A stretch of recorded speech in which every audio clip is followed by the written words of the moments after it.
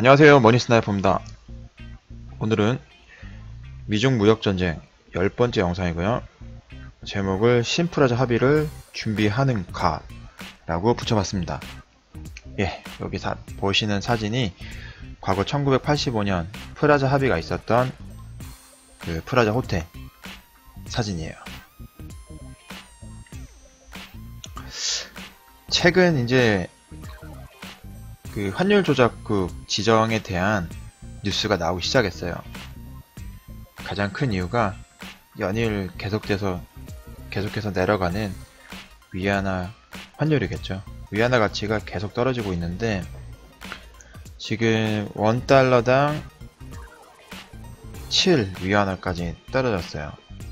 뭐 더 이 이상은 떨어지겠냐고 하지만 지금 환율 조작국 지정이 이제 나오는 거 보면은 꽤 많이 이제 무역 전쟁이 지금 진행이 됐다고 볼 수 있습니다. 그리고 이제 시장은 그 트럼프의 트위트에서 어떤 말을 하는가 이렇게 좀 이렇게 지켜보고 있다, 기다리고 있다 이런 뉴스가 나와 있네요.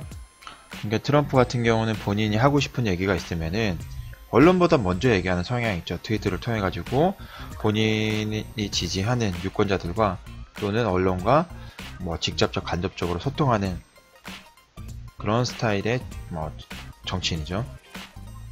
그래서 이제 트윗을 기다리고 있다 이런 뉴스가 나와 있고요. 그리고 가장 중요한 뉴스입니다. 제가 영상을 준비하게 됐던 결정적인 뉴스인데요. 뭐라고 나왔냐면은 중국이 곧 환율 조작 지정국으로 지정이 될 수 있다. 환율 조작국으로 지정이 될 수 있다. 예, 이런 뉴스가 나왔어요. 가장 이게 핵심인 뉴스죠. 그러니까 환율 조작국으로 중국이 지정이 된다. 뭐 그렇게 되면은 이제 거의 이제 무역 전쟁이 있어가지고는 이제 뭐 일막은 끝나는 거죠. 뭐 앞으로 이후에 이제 수순도 남아 있겠지만 우선은 큰 뭐 장애물이라고 해야 되나 언덕은 넘었다고 볼 수 있겠죠. 그러면 이제 환율 조작국을 지정한다는 게 뭐냐면은 뭐 한번 살펴보도록 할게요. 요건이 있는데 이게 세 가지 요건이 동시 충족돼야 됩니다. 첫 번째는 뭐냐면은 연간 대미 무역 흑자가 200억 달러 이상이 돼야 돼요. 그러니까 이게 환율 조작국을 지정한다는 얘기는 뭐냐면은 미국의 달러가 전 세계 기축통화이다 보니까 그 기축통화의 지위에서 생길 수 있는 그 미국의 불이익을 이제 환율 쪽으로 이제 예방하고자 그리고 조정하고자 만든 규정이거든요. 그러니까 첫 번째는 대미 무역 흑자가 200억 달러 이상이 돼야 되고 두 번째는 연간 경상수지 흑자가 GDP의 3% 이상이 돼야 돼요. 그리고 마지막은 외환시장에서 달러 매수 개입을 GDP의 2% 이상 했을 때 이러한 세 개 모든 조건을 충족을 한다고 하면은 환율 조작국으로 지정이 됩니다. 그리고 이 중에서 두 가지가 충족이 된다고 하면은 환율 조작국으로 지정되는 게 아니고 그 이전 단계인 관찰국으로서 지정을 하고 별도 관리가 들어가게 되죠. 근데 이 환율 조작국이 왜 지정한다는 게 왜 중요하냐면은 이 환율 조작국 지정은 슈퍼 301조의 환율 버전이라고 볼 수 있어요. 왜냐하면 슈퍼 301조라고 하면은 미국과 교역함에 있어가지고 상대방이 미국 대미 무역에 있어가지고 흑자를 과도하게 많이 내거나 이 교역 조건에 불균형이 있다라고 미국이 판단하면은 언제든지 이것을 미국이 원하는 조건으로 바꿀 수 있는 게 슈퍼 301조잖아요. 말 그대로 이것도 영어도 그대로 원문 그대로 슈퍼 301로 나와 있어요. 슈퍼 301 이렇게 되어 있거든요. 그러니까 말 그대로 아주 막강한 규정이죠. 말 그대로 이 환율 조작국으로 지정을 하게 되면은 미국 입장에서는 이제 기축통화 지위에서는 엄청나게 강력한 그 권한을 행사할 수 있습니다.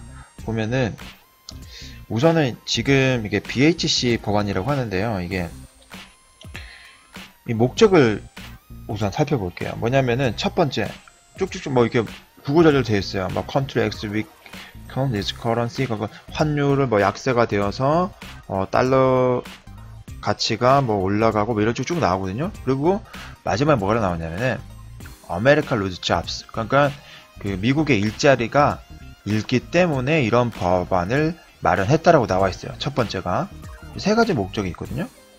그리고 두 번째 또 보면은 또 환율을 낮춰서 뭐 타국의 X 국가에서 특정 국가에서 환율을 낮추게 되면은 똑같이 US 달러가 가치가 올라가고 쭉쭉 경쟁률이 잃게 되면은 쭉 보면 결국에는 또 마지막은 아메리카 잡스 루스 잡스. 그러니까 미국이 또 일자리를 잃는데요. 또 세 번째도 마찬가지입니다. 뭐냐면은 쭉쭉쭉 설명이 되어 있는데 뭐 시장에서 경쟁력을 수출 경쟁력을 잃게 되고 결과론적으로는 미국의 일자리를 잃게 된다. 그러니까 이 법안이 목적이 처음부터 끝까지 1, 2, 3 모두 이 일자리에 초점이 맞춰져 있어요. 그만큼 미국은 이 실업률, 일자리에 매우 신경을 많이 쓰고 있다고 보시면 됩니다. 그러면은 이 환율 조작국으로 지정이 되면은 어떤 효과가 있는지 이렇게 보시면은 뭐 국가는 1년간 IMF나 WTO에서 제재를 받고 두 번째 문구가 되게 의미심장해요. 보면은 IMF나 WTO를 통해 가지고 제재를 받았는데 그럼에도 불구하고 통화 가치가 개선되지 않는 경우 미국 기업이 신규 투자를 받을 때나 해당국 기업이 미국 정부와 계약을 맺을 때 불이익을 받을 수 있다. 되게 애매모호하죠. 어떤 투자, 이게 뭐냐면은 쉽게 얘기하면 이래요. 환율 조작국으로 지정이 되면은 그냥 미국이 원하는 대로 할 수 있다는 거예요. 그 배후에는 IMF랑 WTO가 있는 거고 지금 현재로서는 무역 분쟁이 생겼을 때 미국에서 중국에 관세를 부과하고 그 보복 관세 부과하고 함에 있어가지고 WTO를 제소를 하게 되면은 WTO도 얘기를 했거든요. 우리는 우리가 사실상 우리가 뭐 어떤 역할을 할 수 없다라고까지 표현을 했었어요. 그런데 환율 조작국으로 지정이 되면은 그냥 미국이 어떤 짓을 하더라도 그냥 미국 입장에서 유리한 결정을 내리게 되는 거예요. IMF도 마찬가지고. 반대로 얘기하면은 미국과 대치되는 환율 조작국으로 지정되어 있는 상대 국가는 국제 무역에서 그냥 고립될 수밖에 없습니다. 뭐 특별하게 지지하는 국가가 없는 한은 뭐 자국의 내수가 아주 튼튼하거나 아니면 강력한 지주 국가들이 있다고 하면 모르겠지만 글로벌 경제 시대에서는 치명타가 될 수 있는 거죠. 그래서 그 기축통화 위치를 얻으면서 미국이 이 기축통화의 위치가 뭐 잃게 될 위기가 봉착이 되었거나 아니면은 교육을 함에 있어가지고 불리한 상황이 있을 때마다 이 규정들을 하나하나 이렇게 디테일하게 조정을 하면서 미국에게 매우 유리하게끔 법들을 만들어 놨어요. 규정들을. 그래서 환율 조작국으로 지정이 되면은 상당히 골치 아파집니다. 그래서 중국 입장에서는 이제 이런 뉴스가 이제 나오기 시작했어요. 무역과 관련된 이제 회담을 미국과 할 의사가 있다. 그리고 하고 싶다라는 뉴스를 이제 계속 내보냈죠. 가장 큰 이유가 뭐냐면은 중국 입장에서도 뭐 누구나 봐도 객관적으로 봐도 중국이 열세인 싸움은 맞아요. 하지만 이제 하나둘 생각보다 뭐 아무리 이게 강자가 있고 약자가 있다고 하지만 중국도 뭐 아무리 약하다고 하지만 그래도 글로벌 넘버 2잖아요. 그러니까 그냥 뭐 저기 변방에 있는 개도국이랑 일반 허접한 나라랑 싸우는 게 아니기 때문에 이 무역 분쟁이 심화되면은 미국도 타격이 꽤 커요. 이게 지금 현재로서는. 그런데 미국에서는 어디까지 지금 이게 규정이 나와 있냐면은 보면은 비자 리스트릭션 for Chinese students 알람 아카데미아 이렇게 나오잖아요. 뭐냐면은 그 미국의 유학생들 있죠. 근데 이거는 학생들만 상대가 아니고요. 연구원들 그리고 교수진까지 비자 발급하는데 지금 제한을 두기 시작했어요. 가장 큰 이유는 뭐냐면은 트럼프는 중국의 학생들을 스파이라고까지 얘기했어요. 스파이. 중국의 학생들은 미국에서 지식을 빼가는 스파이다. 이렇게까지 얘기를 했었거든요.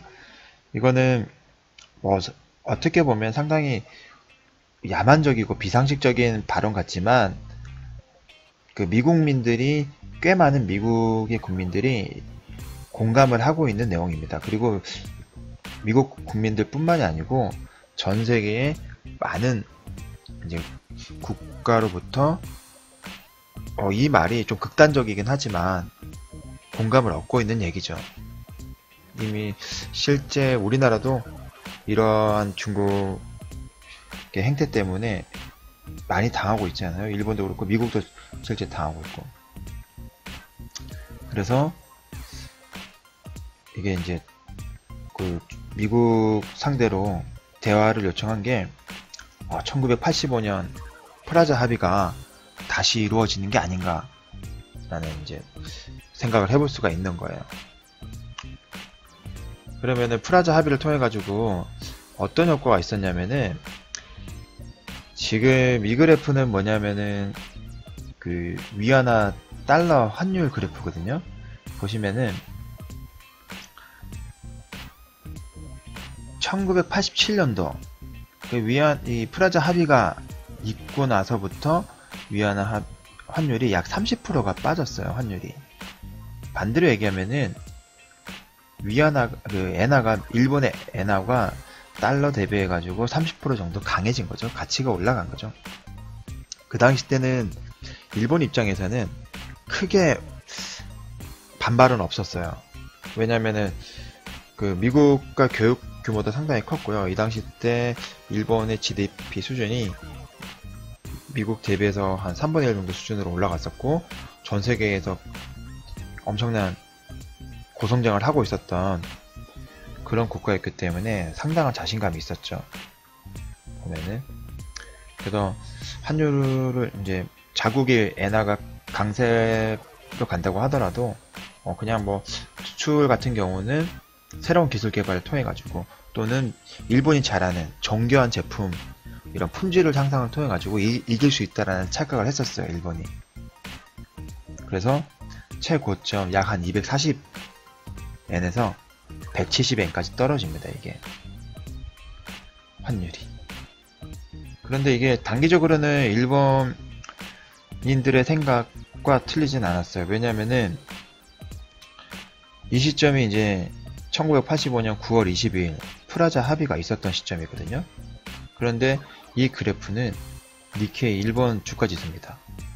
주가지수의 이제 흐름인데 보시면은 1985년 프라자 합의가 있고 나서 주가가 이렇게 급등을 해요.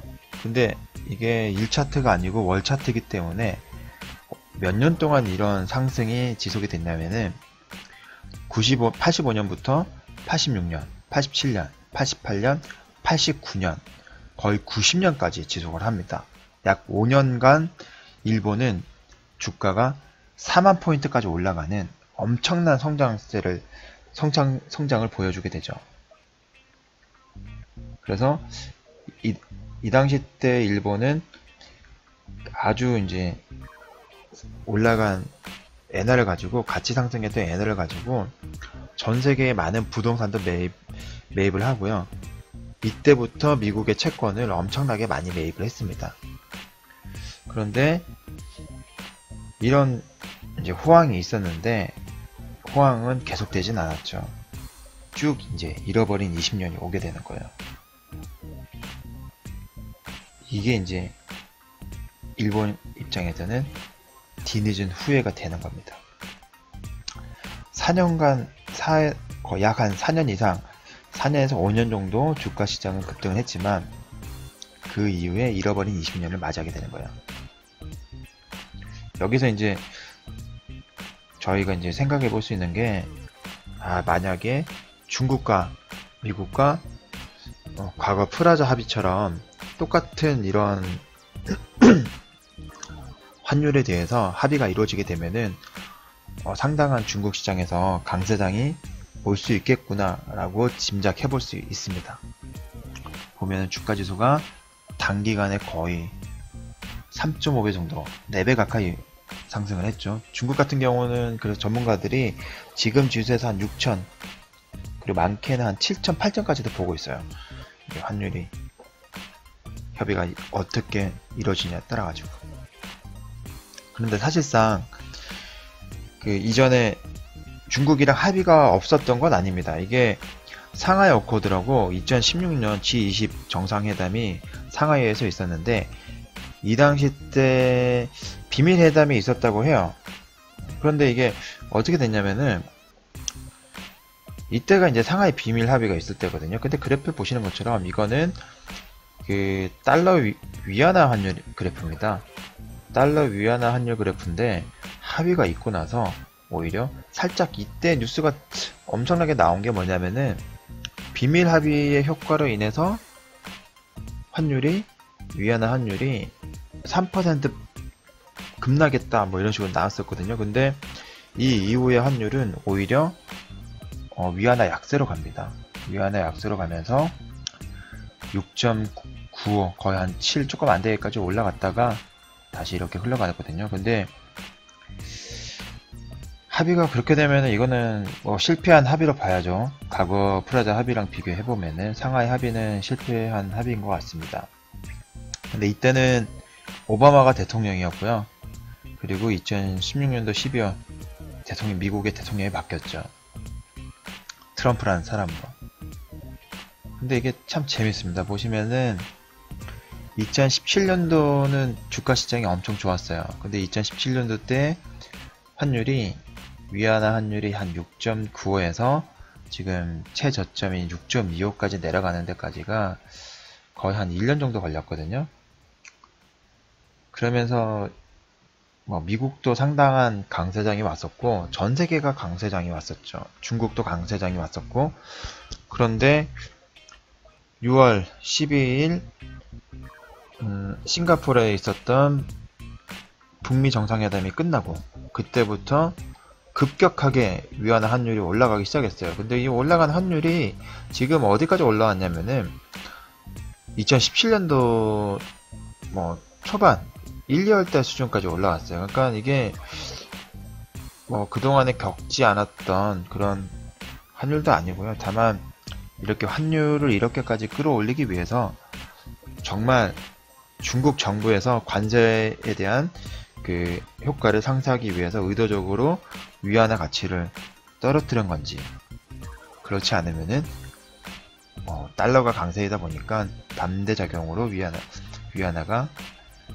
가치가 떨어진 건지 그건 솔직히 사실은 알 수는 없어요. 근데 위안화 가치가 지금 시장에서는 사실은 위안화 뿐만 아니고 모든 환율이 다 급등을 하고 있거든요. 뭐 싱가포르 같은 경우 터키 같은 경우는 40%가 하락했다 그러잖아요. 터키 리라가 40% 빠졌거든요. 올해만. 그리고 아르헨티나도 거의 한 30% 이상 빠졌고 뭐 그리고 우리나라도 마찬가지. 브라질도 그렇고 모두 다 뭐 채 못 빠져도 한 10%, 15%다 빠졌단 말이에요. 근데 유독 중국 위안화에 대해서만 환율 조작국이다. 정부가 개입하고 있다. 계속 얘기를 하고 있어요. 뭐 반대로 얘기하면은 터키 리라는 뭐냐고요. 40%가 빠졌는데. 그럼 뭐 터키 같은 경우는 미국이 봤을 때는 크게 위협적이지 않은 거예요. 그러니까 이번에도 제가 앞에 영상에서도 말씀을 드렸지만 다 그냥 다분히 정치적이고 어떤 특정 목적을 갖기 위해서 잠깐 때린 거지. 터키 같은 경우는 계속적으로 규제를 한다고 미국이 큰 재미는 못 봅니다. 이제 중국과 협상하기 위한 뭐 앞선 수순이라고 해야 되나? 약간 그렇게 보시면 될 것 같고요. 지금 그런데 이제 프라자 합의라는 역사적인 과거의 이벤트가 있었기 때문에 이거는 2018년도 3월 28일날 이제 웹툰이 아니고 카툰으로 이렇게 만평 비슷하게 나와 있는 건데 뭐라고 나와 있냐면은 중국은 이미 프라자 합의를 통해 가지고 일본이 저지른 실수를 너무나도 잘 알고 있다는 거죠. 그러니까 이제 이미 패가 다 나와 있는 거고 그 결과 미국이 원하는 바를 중국이 너무나 잘 알고 있기 때문에 이 협상 가긴 가야 돼요. 지금 현재 협상 가긴 가야 되는데 일본이 저질렀던 실수는 되풀이하지 않겠다라는 게 이제 중국의 생각인 거죠. 그래서 시진핑은 어떻게든 빨리 이거를 매듭을 짓고 싶어 하는 거고, 그 매듭을 짓고 시진핑은 정권을 안정화시키고자 하는 겁니다. 지금 현재. 그리고 이런 합의에 앞서 가지고 미국은 무역 변쟁 쓸 카드가 많았죠. 왜냐면은 교역 자체가 미국이 훨씬 더 적자가 크고 적자폭이 크기 때문에 관세를 부과하더라도 그 미국이 부과할 수 있었던 양이 훨씬 더 많고요. 그리고 아까 말씀드렸던 것처럼 중국인들 학생이나 아니면 교수 그리고 연구진들, 미국에서 연구하는 이런 연구진들이나 학생에 대해서 비자 발급을 제한을 하면서 더 이상 유학을 못하게끔 새로운 기술, 연구를 할 수 없게끔 그런 분위기, 여건을 조성하고 있는 거죠. 그런데 이제 중국이 가지고 있는 카드는 이거야. 이제 앞서 8월 말에 그 미국과 중국 간의 고위급 회담이 있을 텐데 그 고위급 회담을 함에 있어가지고 아직까지 미국이 가지고 있는 카드는 몇 가지가 있어요. 그 중에 하나가 보잉. 미국이 전 세계에서 가장 큰 항공기 생산업체 생산국이잖아요. 그래서 이런 이제 항공기를 수입하겠다라고 하는 이전부터 했었던 그런 약속들 아직 유효하고요. 무역 분쟁 함에 있어가지고 이런 얘기 안 하잖아요. 그래서 그냥 관세 얼마 하면 우리도 관세 얼마 하고, 그리고 중요한 내용들은 다 빼고 있어요. 중국이 보면은 나중에 협상 카드를 쓰려고. 그리고 이 환율 조작국 지정 자체가 제가 앞서서 말씀을 드렸지만 모두 다 미국의 고용과 관련이 다 초점이 거기다 맞춰져 있잖아요. 미국은 이 실업률이나 고용에 대해서 상당히 민감하거든요. 다른 나라도 마찬가지겠지만, 근데 이게 투표랑 표랑 바로 직결되기 때문에 그래요. 그래서 보잉. 그리고 두 번째, 나 잘 알고 있죠. 농가들 그 판벨트 지역, 제가 앞에 동영상 설명드렸던 것처럼 그 트럼프 공화당을 지지해줬던 농가들, 그 지역에 지금 현재 보조금을 지급하겠다고 하지만 농가에서는 반대를 하고 있어요. 지금은. 왜냐면 당장에 이 보조금을 받는다고 하더라도 임시방편이고 지속적으로 그 자기네들이 밥그릇이 이어진다라고 생각하진 않거든요. 그렇기 때문에 이런 정부 보조금 자체가 그냥 극약 처방일 뿐이다라고 생각을 하는 거예요. 그래서 이 대두 수입과 관련된 부분 아직 그 중국이 가지고 있는 거죠. 그리고 이번에 관세를 부과함에 있어가지고 원유를 또 뺐어요. 중국이 미국에 관세를 부과함에 있어가지고. 근데 제가 앞에 영상에서도 말씀드렸지만 이 유가를 뺀 게 도대체 미국에 어떤 의미가 있는지는 이 셰일가스 가격과 결정이 되기 때문에, 중국이 만약에 미국의 셰일가스를 쓰지 않겠다라고 하면은, 미국의 셰일가스 수입을 하지 않겠다라고 하면은 폭락하겠죠. 셰일가스 가격, 국제 유가가 폭락을 하게 되겠죠. 그렇게 되면은 또다시 미국에서는 셰일가스를 생산할 수 있는 환경이 조성이 안 되는 거죠. 그것은 공화당의 표랑 지지랑 바로 연결이 되는 거고요. 그래서 아직 이 카드를 가지고 있는 거고, 끝으로 종전선언 관련돼서 중국이 카드를 또 하나 가지고 있는 겁니다. 왜냐면은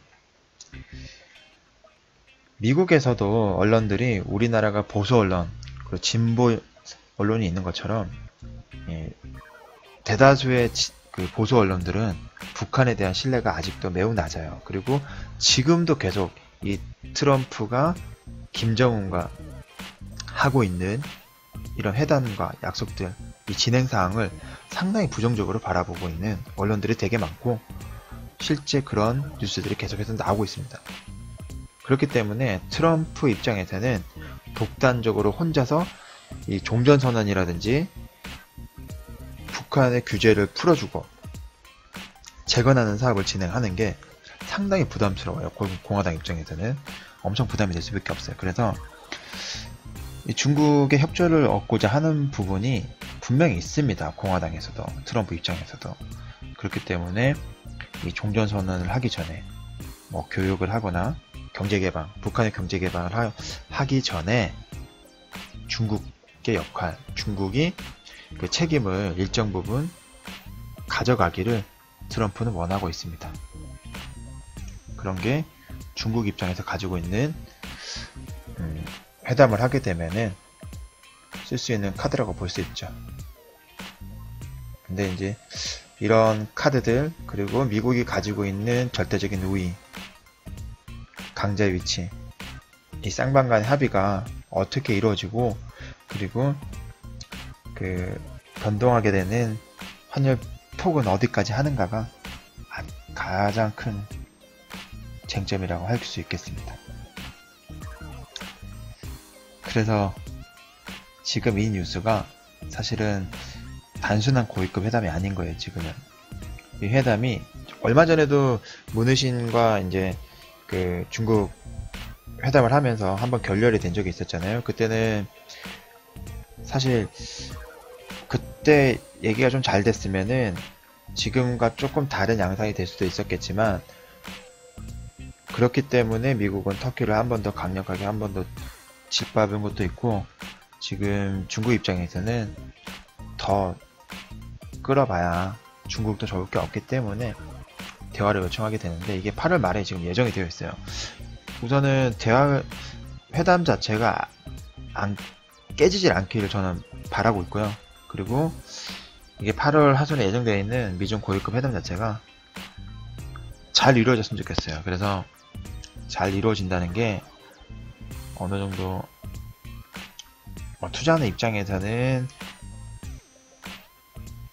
중국 위안화가 평가 절상을 많이 하면 많이 할수록 좋아요. 앞에서 뭐 일본 예를 보여드렸던 것처럼. 그 무슨 얘기냐면은, 제가 지난번 이게 언제적 영상인지 모르겠지만 세 번째인지 뭐 모르겠는데, 그때 제가 설명드렸던 것처럼 위안화가 강세가 오게 되면은 중국은 미국과 함께 전 세계에서 아주 강력한 소비 국가로 전향이 되고, 그리고 중기적으로 또는 단기적으로 상당한 강세장이 올 수 있습니다. 그래서 8월 하순에 있는 고위급 회담이 엄청 중요해요. 지금 현재. 예, 제가 준비한 영상은 여기까지고요. 영상이 마음에 드셨다면 좋아요를 눌러주시고, 새로운 영상 소식 받고 싶어 하시면은 구독을 부탁드리겠습니다. 머니 스나이퍼였습니다.